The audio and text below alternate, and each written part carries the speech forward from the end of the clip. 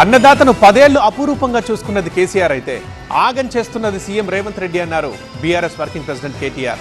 రేవంత్ రెడ్డి నిజాయితీ గల మోసగాడు అంటూ సెటైర్ వేశారు. తులం బంగారం ఇవ్వడం సంగతి దేవుడెరుగు, మెడలో ఉన్న పుస్తలతాడును కాపాడుకుంటే చాలంటూ విమర్శలు గుప్పించారు. ఇటు కేటీఆర్ వ్యాఖ్యలకి కాంగ్రెస్ నేతలు కౌంటర్ ఇచ్చారు. 10 ఏళ్ల పాలనలో అప్పులు తప్ప అసలు ప్రజలకు మీరేం చేశారంటూ ప్రశ్నించారు. కాంగ్రెస్ పాలనలో ప్రజలు విసిగిపోయారన్నారు బీఆర్ఎస్ వర్కింగ్ ప్రెసిడెంట్ కేటీఆర్.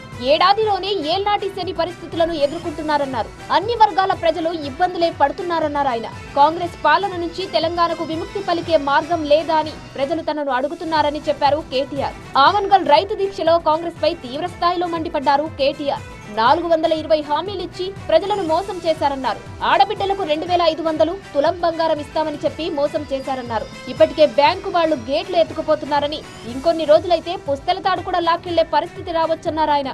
మొన్ననేమో పాటకెత్తుకపోయారు, తలుపులు ఎత్తుకపోయారు, నిన్ననేమో స్టార్టర్ ఎత్తుకపోయారు, రేపో మాపో తులం బంగారం వచ్చుడు కాదు, మీ పుస్తలతాడు కూడా ఎత్తుకపోతాడు వీడు గంత దొంగ.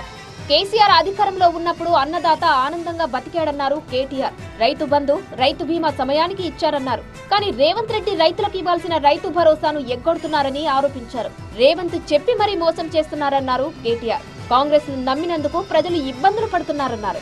కాంగ్రెస్ 420 రోజుల పాలనలో 430 మంది రైతులు ఆత్మహత్య చేసుకున్నారన్నారు. రేవంత్ రెడ్డి కొడంగల్ కు ఏం చేయలేదు, అత్తగారి ఊరికి కూడా ఏమీ చేయలేదని విమర్శించారు BRS working president KTR. Revanth ప్రజల కోసం కాకుండా ఆయన భూముల రేట్లు పెంచుకునేందుకు రోడ్లు వేసుకుంటున్నారని విమర్శించారు కేటీఆర్. కేటీఆర్ వ్యాఖ్యలకు కాంగ్రెస్ నేతలు కౌంటర్ ఇస్తున్నారు. కాంగ్రెస్ అధికారంలోకి వచ్చినప్పటి నుంచి కూలిపోతుందని, కూలగొడతామని కామెంట్స్ చేయడం సరికాదన్నారు. 5 ఏళ్ల వరకు రేవంత్ సర్కార్ ను ఎవరూ కదిలించలేరన్నారు. మీరు గొప్ప పరిపాలన ఏ లెక్క ప్రకారం గొప్ప పరిపాలన అవుతుంది, సుపరిపాలన అవుతుంది అంటే కుటుంబ పరిపాలన. 4 దాకా 4 స్తంభాలు ఆట నడిచింది. 3 రోజుల నుంచి ప్రభుత్వం ఇక కూలిపోతుంది అనేటువంటి పిచ్చి పిచ్చి వేలాపండ్లు ఇష్టానుసారంగా మాట్లాడే మాటల్ని మేము తప్పడతా ఉన్నాం. బీఆర్ఎస్ రైతు దీక్షలు చేసినంత మాత్రాన ప్రజలు కేసీఆర్ ను నమ్మరన్నారు కాంగ్రెస్ నేతలు.